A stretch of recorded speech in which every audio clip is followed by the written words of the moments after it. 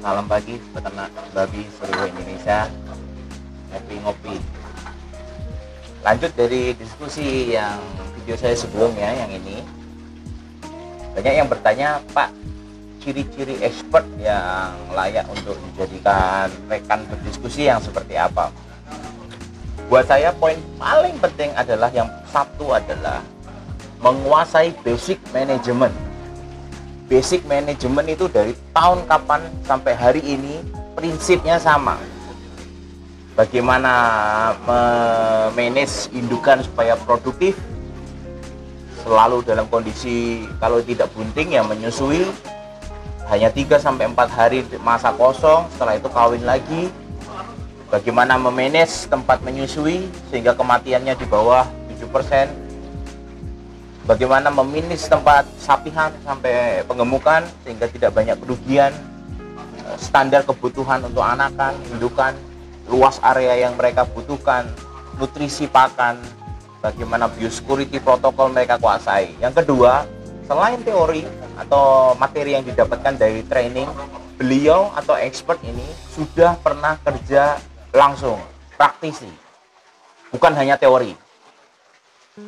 Jadi saya mau bilang tidak seperti jual obat yang di pinggir-pinggir pasar yang cuma bisa ngomong. Jadi kalau expert, praktisi, harus pernah jadi peternak, harus pernah kerja sebagai seorang peternak, harus pernah daily activity, kegiatan hariannya adalah seorang peternak babi. Sehingga dia tahu ketika merekomendasikan itu nggak muluk-muluk, nggak yang standar Eropa tiba-tiba dibawa ke Indonesia Timur, nggak tiba-tiba yang dari Amerika dipromosikan di Pulau Jawa. Itu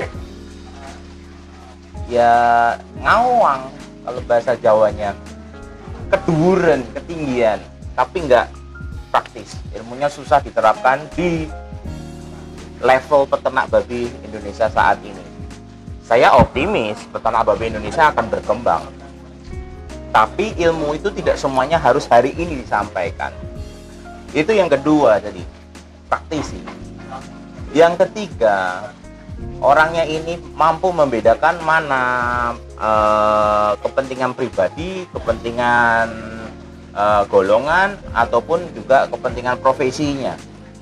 Artinya saya mau bilang begini, jangan terlalu terafiliasi sama technical, sama expert, yang semua rekomendasinya adalah produk yang dia jual.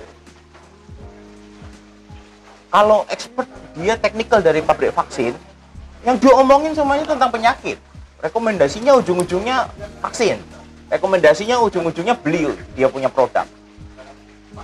Technical yang jualnya pemik, sidik-sidik apa-apa semua macam rekomendasinya ujung-ujungnya duit, ujung-ujungnya beli premiknya dia.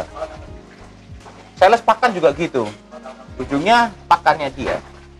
Padahal tidak semua masalah yang terjadi di saat ini di kandang masing-masing perekan peternak itu berasal dari yang mereka punya produk. Bisa jadi dari manajemen, bisa jadi dari kualitas bahan baku, bisa jadi dari berbagai macam faktor, genetik, juga bisa dari pakan, juga bisa dari manajemen kandang. Banyak faktor untuk menjadikan sebuah rekomendasi yang utuh, yang holistik.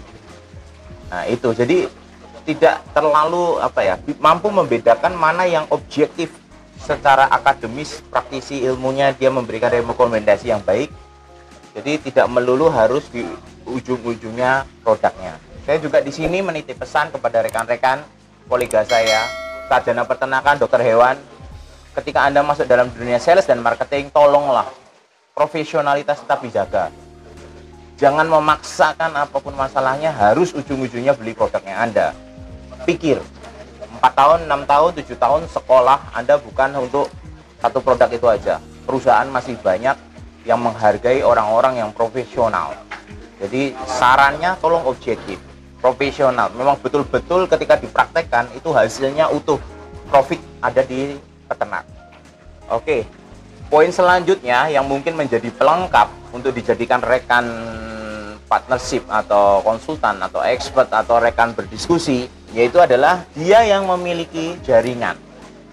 Bagaimana dia bisa menggabungkan antara supplier, entah itu supplier pakan, supplier obat, supplier vitamin, vitamin adiktif, menuju ke kandang. Di kandang juga dia kuat sebagai manajemen advisor atau konsultan. Setelah itu dia mampu mengejawantahkan bagaimana produk ini bisa ada value-nya, bernilai. Kalau orang cuma jual bobot hidup, ini karakter konsultannya bisa membantu sampai pengolahan sosis, sampai pengolahan dari dendeng, pengolahan jadi bakso, yang pengolahan jadi daging-daging berbumbu, yang itu membuat value-nya naik. Yang tadinya sekilo cuma harga 35, 25, 30, sekarang bisa menjadi satu packaging kecil 250 gram bisa jadi 50.000, 70.000 karena sudah ada bumbu, tinggal dimasak. Usaha-usaha yang kreatif seperti inilah yang dibutuhkan rekan peternak yang di bawah. Lebih-lebih ketika konsultan ini bisa menghubungkan kepada permodalan, perbankan. Dia bisa bantu pencairan kredit. Dia punya relasi di bank. Ataupun dia punya banyak kenalan adalah kaum-kaum kapitalisme. Kaum-kaum yang punya modal, kaum-kaum yang berduit, yang siap berinvestasi di unit usaha yang Bapak Ibu punya. Saya yakin kok, Indonesia mungkin peternak sekarang punya lahan luas, sumber daya kekayaan alamnya luar biasa. Hanya permodalan aja untuk membangun kandang, untuk membangun, dan hanya butuh pendampingan. Bagaimana cara memelihara babi. Tapi setelah itu kan bisa di buyback, bisa dibayarkan kembali investasinya ketika sudah mendapatkan keuntungan. Jadi bisa dibeli kembali, investasinya bisa ditukar lagi, dibayar lagi, jadi punya sendiri, ataupun berdampingan, share profit. Banyak konsepnya. Bagaimana menghubungkan orang kaya yang ada di Jakarta kepada orang yang ada di Nusa Tenggara Timur untuk berinvestasi, orang yang di Bali, di Palu, Manado. Kita mengundang orang-orang yang berduit dari sektor ibu kota dibawa ke daerah uangnya. Dan harapannya apa? Uangnya akan ada putar di daerah. Jangan juga cuma jadi tai aja di daerah, jadi kotoran aja, dagingnya dikirim ke kota, uangnya di kota. Tanpa ada pengembalian lagi. Jadi biarkan perputaran ekonomi itu ada di daerah. Sedot uang yang dari kota bawa ke daerah, dari daerah kita gulingkan sendiri jadi pertumbuhan ekonomi sendiri di daerah. Ayo rekan-rekan, saya rasa banyak sekali peternak yang sarjana peternakan, dokter hewan di tiap-tiap daerah. Ayo, mulailah sekarang kita mulai munculkan rasa kedaerahannya di era-era deglobalisasi seperti ini, di mana semuanya kembali ke daerahnya masing-masing, tidak mudah berinteraksi antar pulau, perdagangan antar pulau. Mari menjadi leader di daerahnya masing-masing, pimpin peternaknya di daerahnya masing-masing menuju ke masa-masa era kejayaan. Saya percaya dengan kondisi pasca ASF pasti ada gejolak harga. Ini adalah momentum untuk rekan-rekan yang ada di daerah yang belum terinfeksi penyakit wabah. Silahkan jaga biosecurity, kembangkan usahanya, ambil link pasar yang ada di kota. Trading, tapi setelah trading uangnya bawa balik, jangan ditinggal deposito di kota.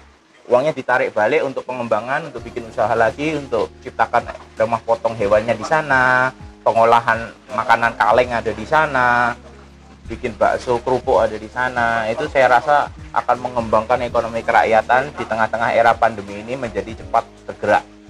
Saya rasa itu memang tidak ada sosok yang sempurna. Tapi rekan-rekan bisa menilai kepada siapa akan bekerja sama, kepada siapa akan mempercayakan pertumbuhan unit bisnisnya, khususnya peternakan babi. Dari saya itu, salam ngopi, selalu bahagia, salam jaya peternak Indonesia.